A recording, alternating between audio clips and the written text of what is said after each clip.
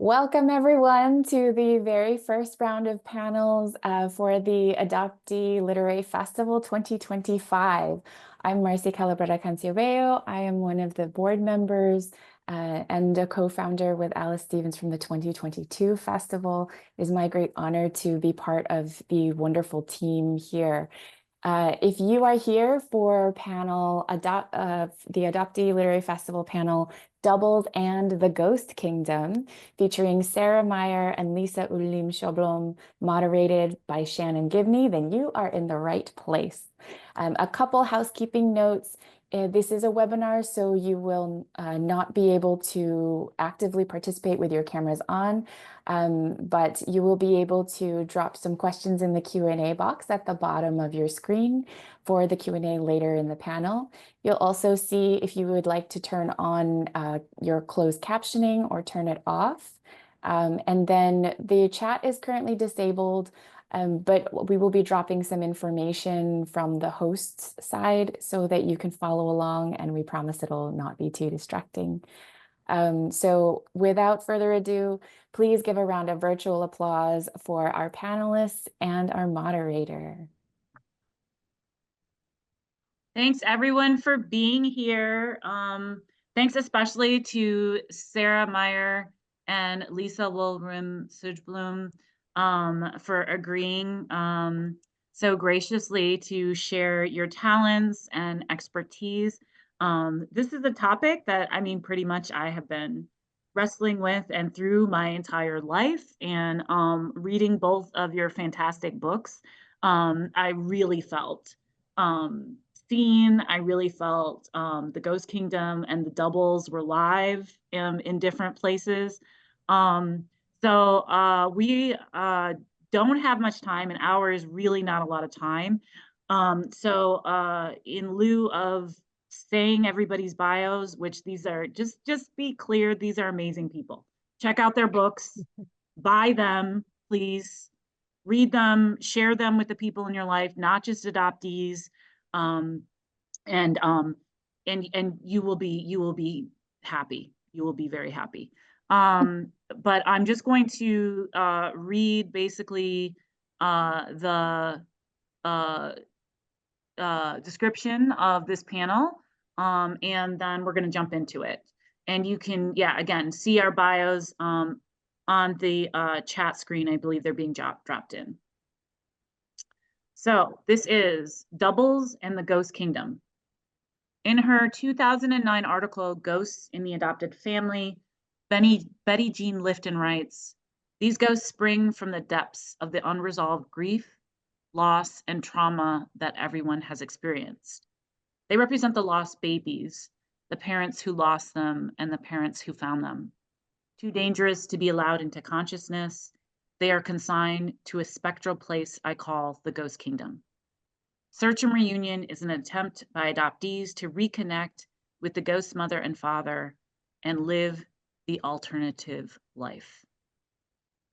So in this panel, the three of us writers are going to discuss these double characters in each of our works, how they show up, why, and to what effect.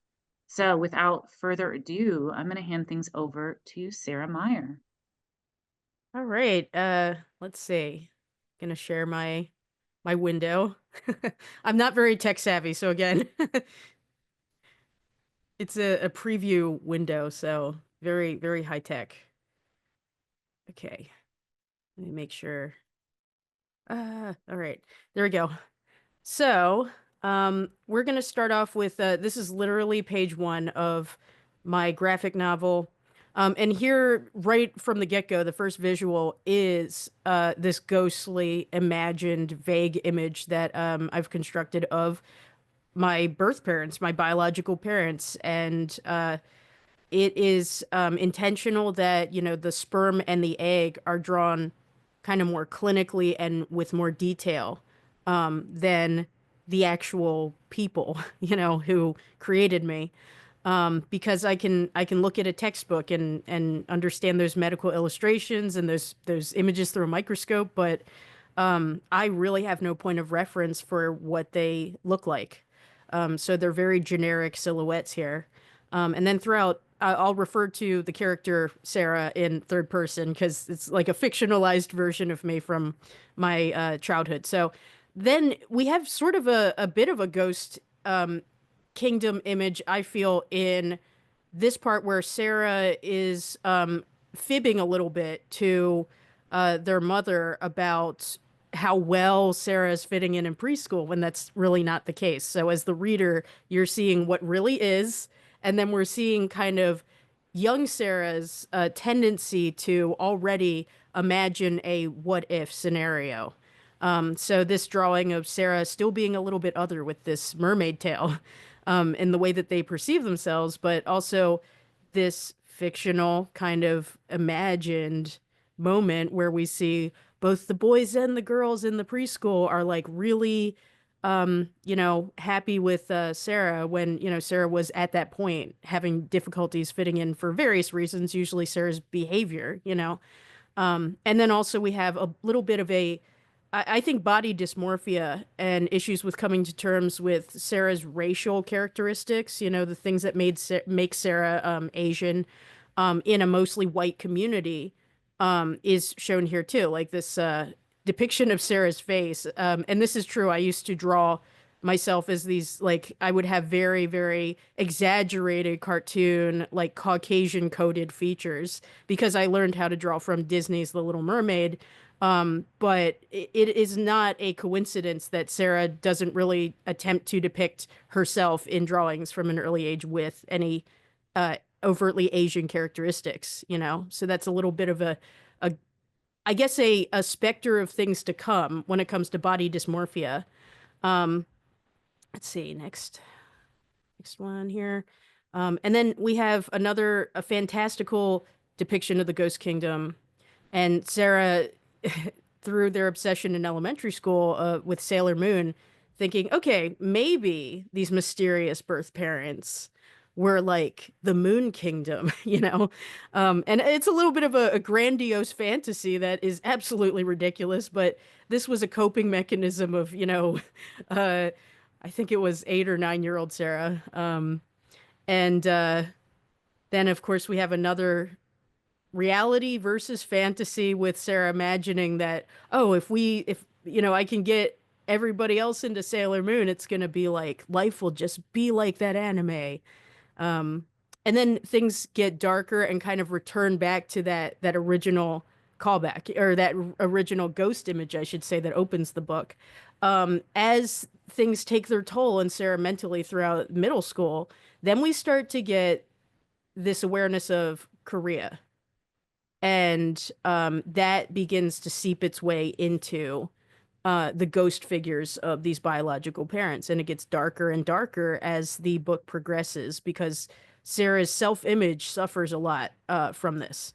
And you can see here we've also got, depictions of that internalized racism and that distorted perception of Sarah's facial characteristics are starting to seep in more and more.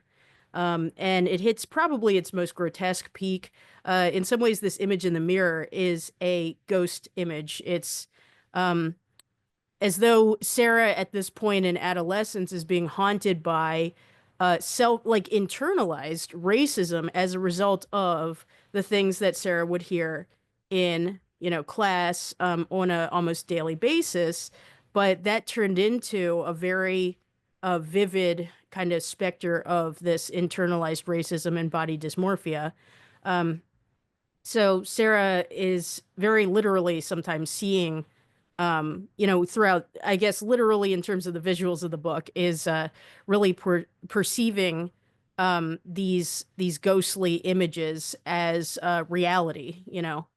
So they were not literal hallucinations in real life, but through the pages of graphic novels, we can depict somebody's internal reality as visual reality within the world of these pages. So, and then when Sarah starts to really act out violently, breaks a racist bully's glasses, then Sarah's kind of self-loathing takes the place of, or I should say, morphs into another depiction of these fictional ghostly birth parents.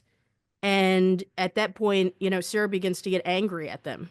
So starts to think negative things about them, thinks of them as, these leering, grinning figures that are irresponsible.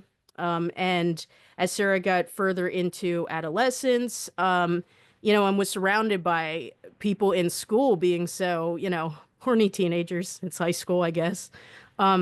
I was not like that at all. I felt very asexual, very like separate.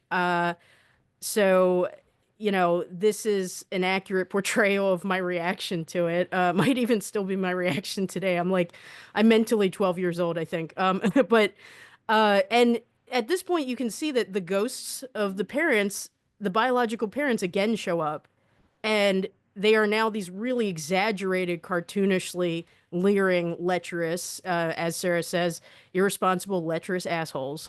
And this monster here too is also another example of the ghost kingdom, I think, and in a way a double. It's really Sarah's shadow self, but this monster also represents both Sarah's vulnerabilities and Sarah's waking nightmares, of this internalized racism that has really taken hold.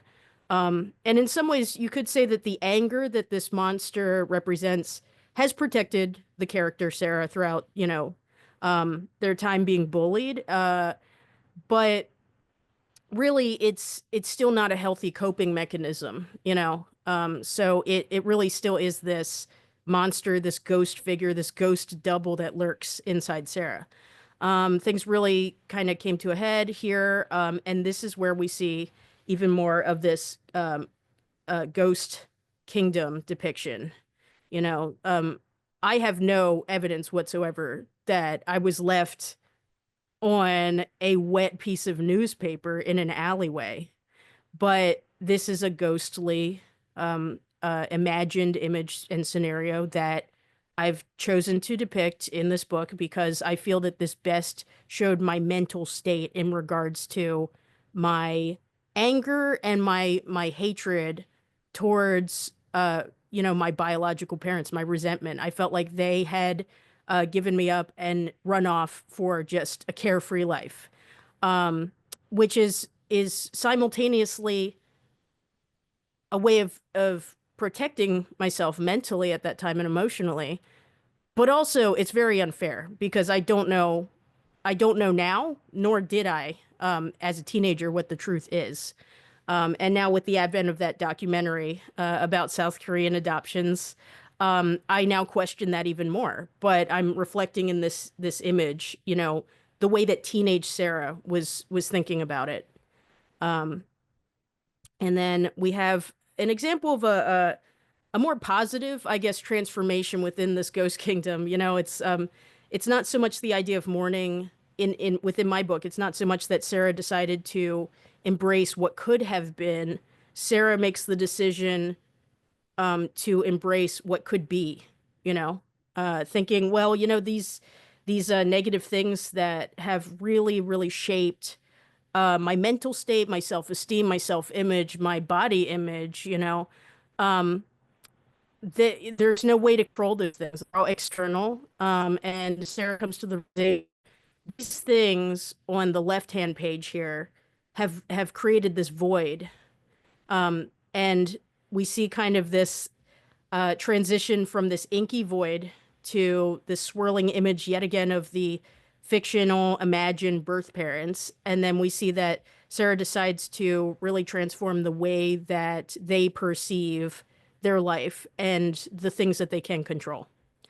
And it's all fantasy, so it's all very much, Ghost Kingdom. Is it going to haunt you? Is it going to be something that then kind of empowers you going forward, This lack of I guess this lack of literal answers sometimes that adoptees struggle with. In some ways, we could choose, optimistically to look at it on the one hand as a blank canvas.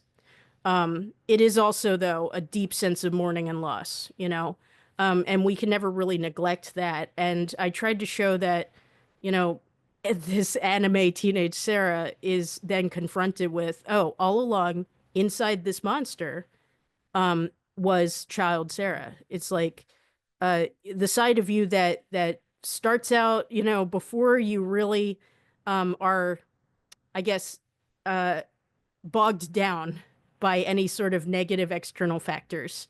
And then lastly, we see that Sarah decides to kind of rewrite the way that they perceive the Ghost Kingdom. So we're seeing it from the opposite angle of that alley.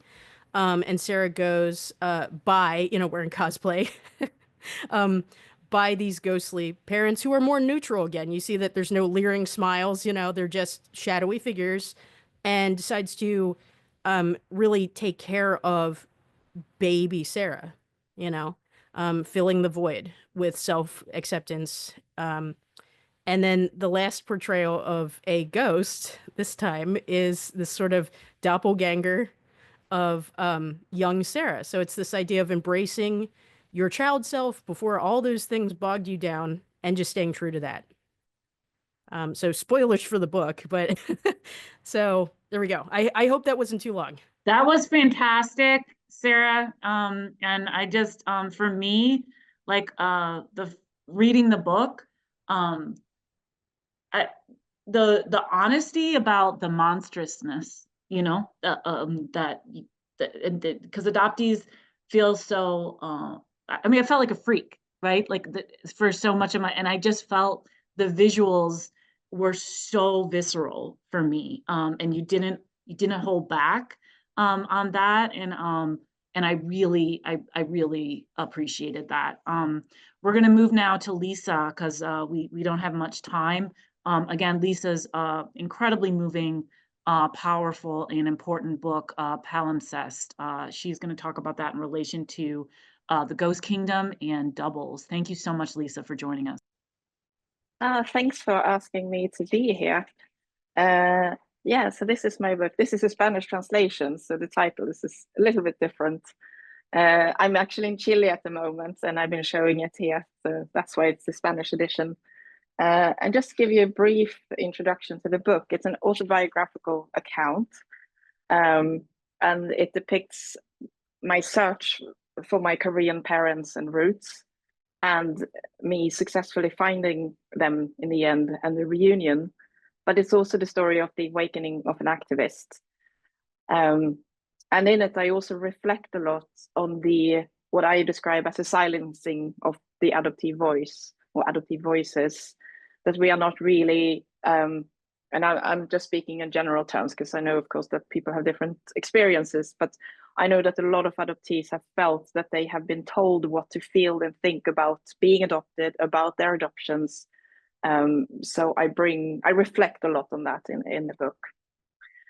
So let's see if I can share my screen. We tested this before, so hopefully it works out. Let's see if this is the right one. I've been sharing so many PowerPoints these last few days. Yeah. Oh yeah, so this is the book in English and Korean. So when Shannon asked me to join this panel, I hadn't actually heard the term Ghost Kingdom in relation to adoptee stories. So it was really interesting to go back to my book and look at it from another perspective. And I do think that I can identify some ghosts in the book, and we'll see if you all agree. So it actually starts just like with Sarah's presentation, starts at the beginning of the book when I find myself pregnant with my first child, and I was very shocked by that, and very, very shocked about how I reacted to becoming pregnant, and to realizing that I was carrying my first biological sibling, first biological relative that I would ever meet was actually growing inside of me. It was really shocking, and I wasn't really prepared to feel like that, because before that I had taken pregnancy for granted, in the sense that I mean everybody gets pregnant and people have babies all the time. It's nothing big, but it was a tremendous force for me, and so my feelings about being pregnant changed a little bit while during the process of being pregnant and then giving birth. So when I first learned that I was pregnant and did my first ultrasound, I kind of felt as if I was carrying my mother and not my child, that she was inside of me, because of course she had been my first biological relative, but now it was my child, but they kind of swapped places. And then I started thinking about and imagining what her life must have been when she discovered that she was pregnant. Because, like I said before that, I'd just taken it for granted, and I had also taken her for granted, that because the way that people had talked about adoption with me is like, yeah, she couldn't keep you, she was probably poor, but she could give you up and then she could move on with her life and everything is like fine and dandy. But carrying my own child, I realized that it's not, it can't be that simple. It must have been, she must have felt so lonely, she must have been so shocked, and also I imagine that she knew when she was pregnant that she wouldn't be allowed to keep me. So this section depicts my imagined vision of her in Korea in the 70s, being very lonely and isolated. And then if we move on here a few pages forward, it's when I give birth, and that's when I, instead of her being the child inside of me, I became her when she was giving birth to me. And this is something that I know that a lot of other adoptees who have given birth have depicted as well. This kind of terror about losing their child, if it lose by death or losing because someone is going to take away the child and not bring it back. And that's how I felt. So I was pushing my child out, and I was this kind of fear took over me, that they are going to take him and they are not going to bring him back. So that's what's depicted here. And then after I had given birth, my child kind of became me instead. So every time he cried, especially at night, I thought that he thought that I had abandoned him. So a normal baby cry, which could be a number of things, but he was behaving like a perfectly normal and healthy child. But for me, it was a scream of terror and abandonment and separation anxiety. So every time he screamed, I got into a panic, because I thought that he thinks that I have died or that I'm going to leave him.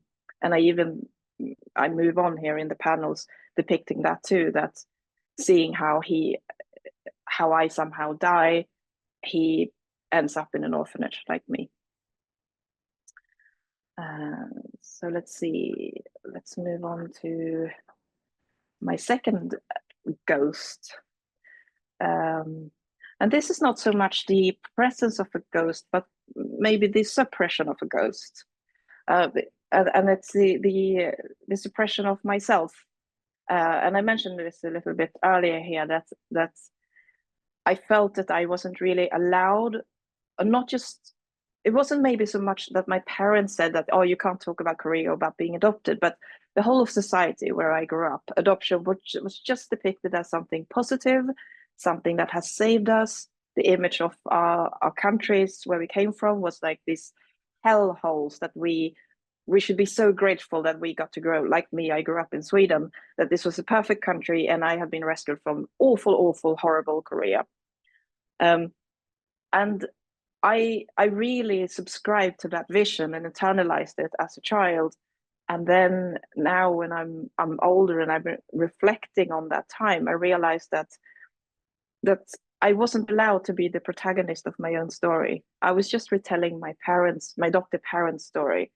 So I even said things like my adoptive parents, that my parents couldn't have children, so they adopted me. But my parents could have children. They had me, and then for some reason I was taken from them, and then they got a new set of parents. And I also said, which the first panel here shows, that I thought that I was born at an airport. I didn't literally think that, but is how I saw myself, that what happened before that. And I was 2 when I was adopted. So there had been a lot of life lived before I came to Sweden, but it didn't matter, because that's how I was supposed to think about my being adopted. So I feel that this is kind of a ghost of like what I wasn't allowed to be, and the way I wasn't allowed to think about myself. And moving on to, let's see. Oh yeah, I just wanted to show this because I also have a mirror image, just like Sarah. I think it's quite common with adoptee stories to have the mirror, but I depict it more in words here. That I felt that there was such a clear cut between Chongullim, which is Korean Lisa, and then Lisa, who was adopted, and that from one day to the next, I was a Korean person, and then the next day I was supposed to be a Swedish person, and I depict that through that mirror image. But moving on, the next ghost, which is a big ghost, and it still, I think, is a ghost in my life, my real life, and not just in a comic. Even though I have actually moved back to Korea, I felt that Korea was always this. I mean, I said that I also suppressed a lot of emotions about Korea, but before that kind of happened, I had this vision of Korea as being my country. That was where I belonged. I fantasized about it. I wanted to go back all the time. And I idolized everything that had anything to do with Korea. So you can see there in the first panel that I ask if I can wear my hanbok. And I had a close friend who was also adopted from Korea. And I think that even though we didn't have much in common, I think that we were friends because we were both from Korea. So it connected me to Korea. And anything that had the word Korea on it became like a price item for me. So you can see that I'm pointing at a t-shirt that says made in Korea. And it became my favorite t-shirt just because it had that little label. So Korea was this imaginary place where I belonged, but I could never go to because, of course, it was too far away. And I'm also depicting in the last panel here my love affair with Korean food. So the first memory I have of trying Korean food after my adoption, it felt to me like coming home, that the flavors were familiar to me, and I thought that was it meant that I was a real Korean and not a fake Korean, like I have always talked about myself. So all these things, like little bits about Korea, became super important to me. And these are just some other pages showing this relationship with Korea. Okay, let's see. So I'm nearly done. So the last ghost that I will talk about is my mother. So like I told you, I managed to find her and we reunited in Korea when I did my first trip back since I was adopted. And it was a very, very tough reunion. And I knew at the time that reunions could be very, very difficult, or most of them are. So I didn't have this romanticized version of that everything would fall into place. But I did imagine that I would get some questions answered. And that's what everybody told me when I said that I was going to meet her, that you finally get answers to the questions that you've been asking your entire life. But that didn't happen because my mother was very quiet about our past. She didn't want to talk about it. She talked about a lot of other things, but every time I asked her something, she kind of froze up and said that, that's the past. Let's just move forward and looking forward. And I have drawn here this particularly painful moment during our reunion when we're sitting in a cafe with a friend who is interpreting, because of course we couldn't speak directly to each other. And I am in so much pain because I want to know so many things and she's just refusing to tell me anything.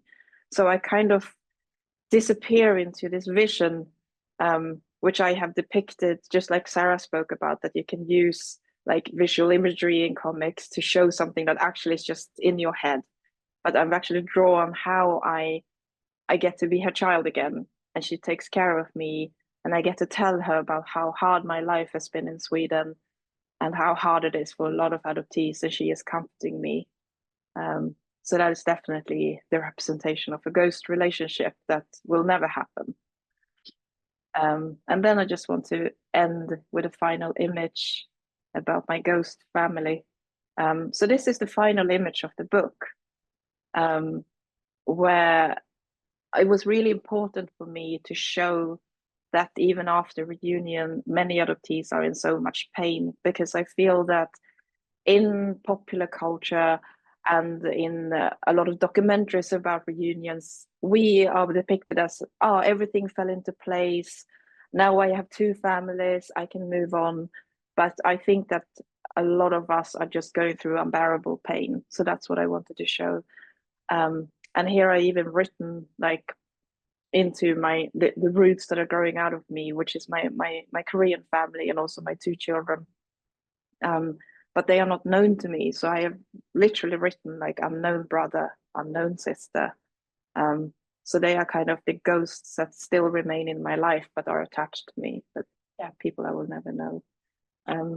Yeah, so I think that sums up what I can find in my book, and very Thank you interesting to hear what you have to so say, Shannon. much, Lisa. I mean, your work is just stunning. And I mean, I've told you, on more than one occasion, just this book hit me like a ton of bricks. I'm not obviously a Korean adoptee, but I felt so seen in so many ways in terms of the intimate adoptee feelings that you really confront head on and unapologetically.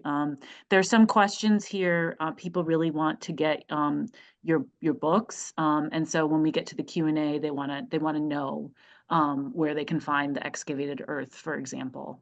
So we'll kind of get to that. I know that that's always an issue. I'm going to kind of plow through here so that we actually do have time for Q&A. So my 2023, I call it my novel memoir, What the Fuck. That is a that's an exact genre description. And so I didn't set out to write a book that was just all or mostly taking place, or at least halfway taking place in the Ghost Kingdom. But that's what happened. So the basic premise of the book is that there's two primary timelines. The first timeline is quote unquote what really happened. Myself, Shannon Gibney, as a 10-year-old in 1985, growing up with my white adoptive family in Ann Arbor, Michigan. And then the second primary timeline is Aaron Powers, which was my name at birth, that I found out during my birth search when I was 19. She is growing up with my white biological mother, Patricia Powers, in Utica, New York, also in 1985 as a 10-year-old. And then there is a wormhole connecting the two timelines. So sometimes Shannon sees Aaron and Aaron sees Shannon, and weird things start to happen. Things that don't belong in one timeline appear in a different timeline. And then I layer that with documents from my actual adoption, photos from my birth family, and because I think I'm the only one out of the three of us that I didn't get to meet my birth father in real life, because I found out during my birth search that he had died as a result of complications he sustained in a high-speed police chase when I was 6. But I did get to meet my birth mom, and so and then later I made contact with my birth father's family in Detroit. So even though I didn't get to meet him, I think I'm the only one out of the three of us that got to meet sort of both sides, perhaps, of my bio family. And my if you've read the book, you know that my reunion with my birth mother is, is very complicated in all the ways that Lisa has discussed as well. Because we don't have a lot of time, I am just going to read one micro essay. The book also, it's collage. So there are brief essays on the absurdities of the adoptee experience. So I'm going to read a short excerpt about why I chose to write this book the way that I did, or why the book and how the book came to me in this way. The tools of mainstream literary fiction are inadequate for investigating my questions. You can get to the edges of them, but not inside them. For that, you need a wormhole and multiple timelines, perhaps a doppelganger. For me, these are not manufactured literary devices. They are not lies. And yet they absolutely are manufactured literary devices. And yes, they're lies. But only insofar as our manufactured birth certificates are lies, and the stories we were told as children by our loving parents about being given up because we were special are lies. Which is the lie? That my white birth mother knew my Black birth father just a little and projected racist fears of predatory Black men onto him when she learned I was searching for him before I found out he had died many years before, or that she was trying to protect me. Which is true, that I would have been loved but not cared for as well by my birth mother as by my solidly middle-class adoptive family.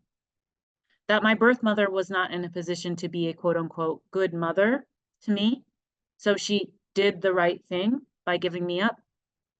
Or that there is no right thing when it comes to cleaving the tie between mother and child. What has become of the other me living out that first timeline with my birth mother? How are you, Erin Powers? Who was that girl, and who is she now?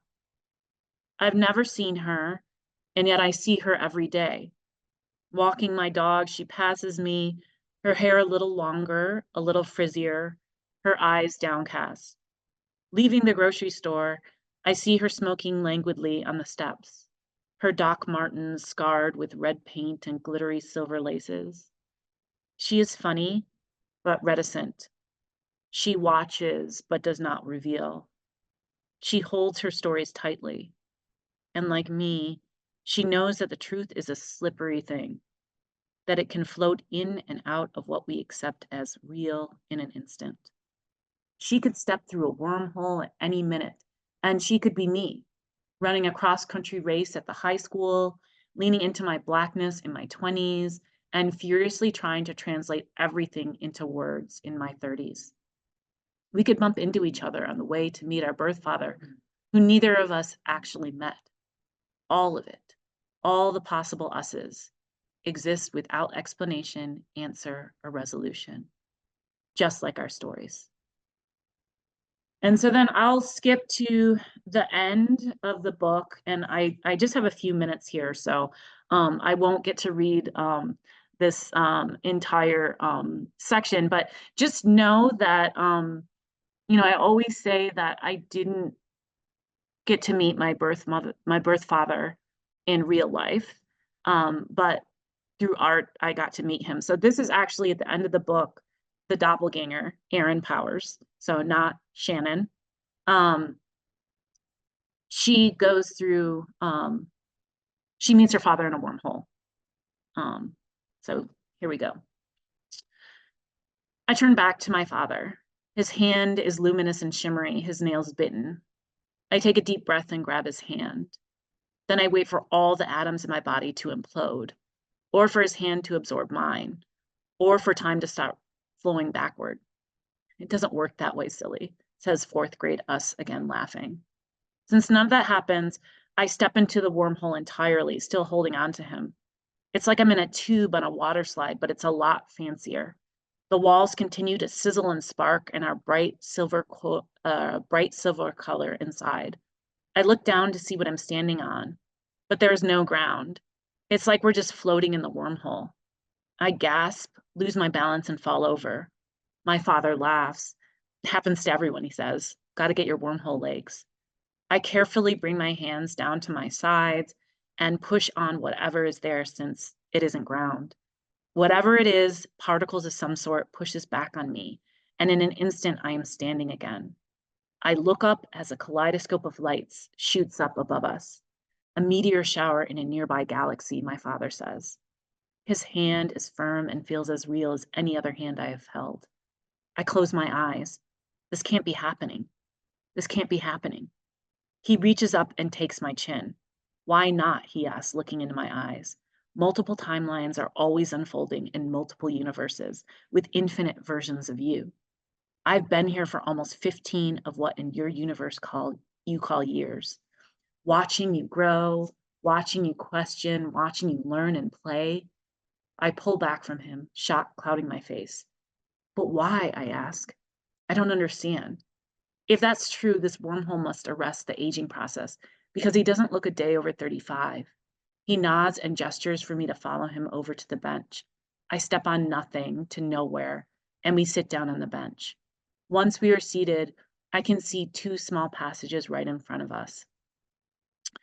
And I'm going to skip to the end of this paragraph because we're out of time.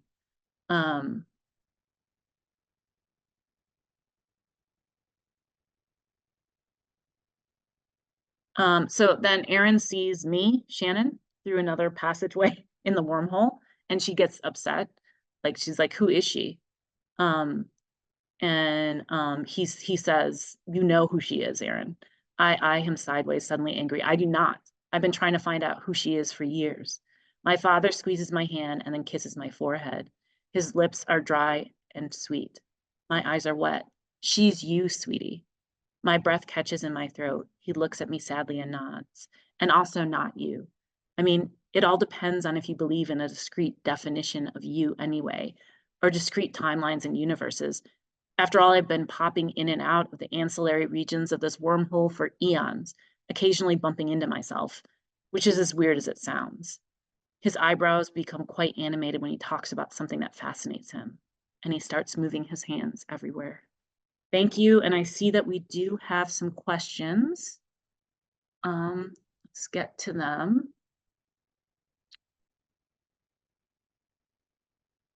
Okay. So we have, Kim is asking, will we be able to purchase Lisa's excavated Earth book at a later date? I couldn't find it online. Oh man, the thing is that it doesn't exist in English yet, and I am Oh, desperately trying to find someone who wants to publish it in translation. It just got out in Spanish, which is why I am in Chile. So I'm here to promote the book here, which is really wonderful because it is about Chile. But yeah, fingers crossed. I keep looking. And thank you, Palimpsest, by the Lisa. way, is also on its way again. It's been out of print for a while, but the publisher has sent it to the printers, and it's going to come out soon again.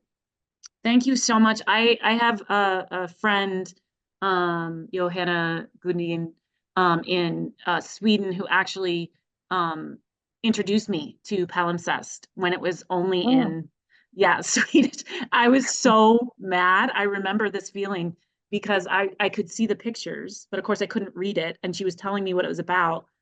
I was so mad that I could not read it. And it took about, I think, 4 years for it to get translated into English. So this is another structural thing that separates us in our stories, sadly. So, but this is also why forums like this are so important. If you are connected to publishing in any way, you see Lisa's work is fantastic, connect with her, please.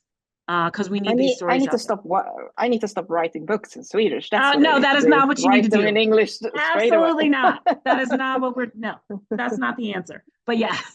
Okay, thank you. We have another question from Astrid Castro. How has your non-adoptee community reacted to your amazing books?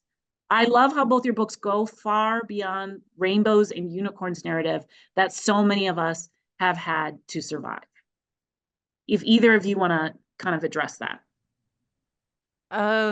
Thank you so much. I appreciate that because that's been a source of friction, actually, I would say, between my sister and I, and friends growing up, and I was careful not to try and speak for other adoptees and the handful, literally, of minorities that were in my mostly white community growing up. So, I, it was not my intention to misrepresent like that. Oh, I was like literally the only non-white person. There were like other minorities, and there were also some other adoptees who were from Korea, and in a few instances China, in my community. But yeah, and it makes me sad to know that there are people who, adoptees who have embraced fully that you should be grateful, you know, narrative. And they, in many ways, look at it as, yes, I am grateful and I have been saved. And I would say, I don't want to make a vast generalization, but I would say that there is more often than not an unfortunate, very slightly conservative Christian uh, bend to some of that thinking too. Not always, but many times it comes hand in hand with this sense almost like they were treated as though they were heathens before they were adopted in the light of God, you know? And I found that some adoptees that I've encountered seem to have turned to really, really hardcore Christianity as a way to almost like avoid, you know what I mean? Feeling like it's like they've been fed this narrative of, if you're sad about something, you know, that just means that you're living in sin, you know? And I was raised Catholic, but my parents, I appreciate this. They gave me the choice when I was 16. Do you want to get confirmed in the church or like not? And I was like, oh, absolutely not. That was just me personally, but and so yeah, there has been friction. My sister doesn't like to talk about being adopted because she is 18 months older than me, and she's adopted from South Korea as well, from a different biological family. She refuses to really talk about it. I don't think she's very happy about my book being out. I did consult her when I was writing it to get permission to depict her in it. Um, but yeah, and then other friends growing up, I think have been uncomfortable with the book. Like who the friends who are also adoptees have been a little uncomfortable, some, not all, with the book because they are from families that definitely push that you should be grateful, and to feel anything else just means that there's something wrong with you. You know, like turn that frown upside down. I'm like, that makes me want to punch somebody when I hear that kind of crap. Like it really makes me mad. And so I hope that, you know, the thing is, in addressing these harder issues too, I make the argument it's not all like, it's not like we want to wallow in this. It's not like we want these things. It's to work it through. You know, work ourselves through these negative issues. You can't fix your problem unless you admit that there is a problem. And yes, that is acknowledging a negative situation. So I appreciate you saying that, Astrid, and I hope more people will feel comfortable talking about the mental health and emotional health ramifications of adoption and the mixed feelings that it can bring, you know? And I feel like Shannon and Lisa, both of your books, like really, really captured those mixed feelings too very well, you know, looking through the wormhole and then becoming a mother, you know, looking at it from those different perspectives. So I really appreciate my fellow panelists' work in regards to that. Ditto. Lisa, do you want to tackle this one, or do you want? Should I ask another one? There's plenty of questions for us to get to. Yeah, no, let's move on. Yeah. Okay, so Yeah. question for Lisa. Okay, when you met your birth mother, did you feel like some of the difficult emotions around adoption were resolved or made worse by the way it went in reality? The thing is that when I met her, I also learned that my adoption was illegal. And I think that was the thing that I focused on. I think that it's been about almost 10 years. Oh no, actually, it's been more than 10 years since I reunited with her, and we don't have any contact today. We only had contact during that trip. But I kind of decided to just focus on the industry part. And I think in a way it sounds weird, but in a way it was easier for me to do it because then I didn't have to think about how I felt. And because you can detach your emotions when you're working with the industrial part of adoptions. So, I mean, I think that everything that I'm doing with adoption and being an activist fighting for adoptee rights, it's actually started with my reunion rather than that the reunion led to some new feelings about what it meant to be adoption. That's when I started reflecting on what it had meant for me, but also this thing about I I tried to understand first that, oh, there's such a thing as an illegal adoption, which threw me into complete darkness for a long time. And a little bit like what Sarah describes, when I sort of came out of the fog, as we call it, and started talking loudly about these issues, like my own adoption, but also learning that thousands and thousands and thousands of adoptees had fraudulent paperwork, and some had been stolen, which is what I'm talking about here in Chile. There was so much hatred thrown on me. Yeah, so I don't really remember the question now. Oh yeah, my reunion. Yeah, so my reunion, it really changed the way that I talked about adoption, because I was taught then that there is such a thing as an industry and people making lots and lots of money on children and families being separated. And yeah, that took a long time to accept that this was the truth. And now, of course, I've been working with these issues for a long time. So yeah, thanks for that question. Thank you, Lisa. Just a quick question. Is the Korean version of your book available in the US? I don't know. Okay, so we can research that. We can research that. We can research that. Yeah. And get back on that. Cesar asks, how can we center the conversation back to us, the adoptee, when educating others on such topics like the ghost kingdom? So we're not having to defend this lived experience or finding ourselves being the educator rather than the narrator. If either of you want to take that.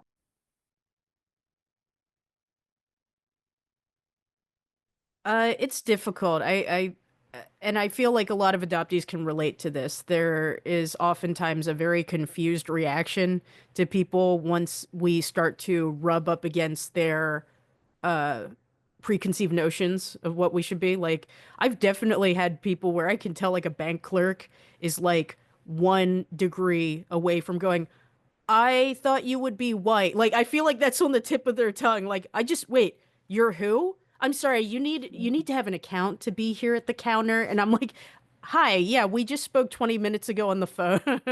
And I have to confess, Caesar, that I do still have a tendency to kind of over explain to people. And I could almost say like in my sleep. Right, I know. Yeah, so that, yes, that is my last name. No, Kim O'Kill, no O'Kill, Ellen O'Kill, whatever is not the last name. No, Myer is the last name. Yes, Myer. I was born in South Korea. I was adopted. I don't remember anything. No, I don't speak Korean, you know? And sometimes they'll say, right, I get it. And I think people sometimes are thrown occasionally, if it's for brevity, I'll say, right, I'm adopted. My parents are both white. And which is awful because that shouldn't be like any kind of explanation as to what it is. But sure enough, you'll see people, total strangers, if it becomes an issue, they'll be like, oh, but then they'll look at me like, you're really weird. Like, are you some, you know? So yeah, I mean, I guess in some ways, I wonder, should I stop explaining? You know what I mean? Should I stop just like knee-jerk reacting and explaining? That's something that I don't quite have a definitive answer for you, because I feel that I'm guilty of automatically, as a defense mechanism, really feeling like I have to give that like quick rapid fire bullet point explanation.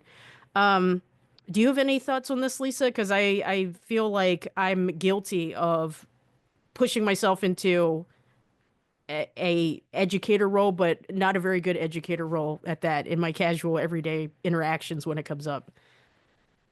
I just feel that it's uplifting to see how many adoptee narratives that are actually very brave and complicating the issue and not, just falling into these traps. There are a lot more, because when I came out with palimpsest, I felt extremely lonely, especially if I speak from a Swedish point of view, because almost everything then was written by adopted parents, and all the adoption organizations, so bureaus who were making money out of us, and the adoptive narratives that were out there were also very positive and mainly talking about adoptive parents as well. So I felt very lonely and scared about shaking things up. And now when I look around, there are so many books, and and also other great comics like yourself. So it's really wonderful to see that more comic book artists are taking on the topic. So I feel that the more narratives that are out there, the easier it is for everyone to talk about their experiences. But then also, I mean, on the negative side, we have a huge popular industry that is just keep pushing their narratives on us back into that little box. So yeah. So we have to end it here and now. I just really want to thank all of you for showing up. I know everybody's time is precious. So thank you all for being in community with us around these issues. If you didn't get your question answered, just there's all kinds of great panels and workshops and things going on throughout the day. Please pop in, make connections. My deep, deep thanks to both Sarah and Lisa, not only for your tremendous work, but for sharing yourselves so generously with all of us today. Yeah, we'll see you down the road. Thanks for having us. Thank you all so Lovely much meeting you all. for this.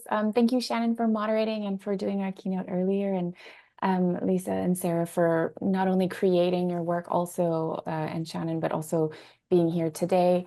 Thank you all in the audience for being here. This wouldn't be possible without all of you being present. And we have a full rest of the day, so please join us. I just dropped a link to the full schedule, but I think you all have your links also.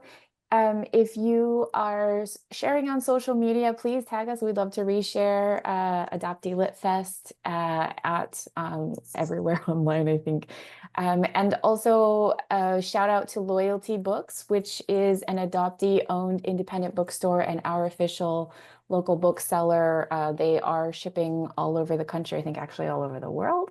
And you can see the full curated list of all the presenters' books, including Sarah, Lisa, and Shannon's books, all available on the website. And one last thing to note is that shout out to the team, the staff who are making this festival possible. We are an entirely adoptee volunteer-run festival. And this year we got our act together and we are accepting donations. These funds go directly back to presenter honoraria. So if you would like to support the authors in this way, we are only set up for Venmo. I'll put that in the chat also at Adoptee Lit Fest. And so that is one small way we can give back and support monetarily for the stories that are being shared and the encouragements along the way. So thank you all again so much. We will see you at other events later today and have a great Saturday. Great. Thanks Thank so you. much. Bye. Bye.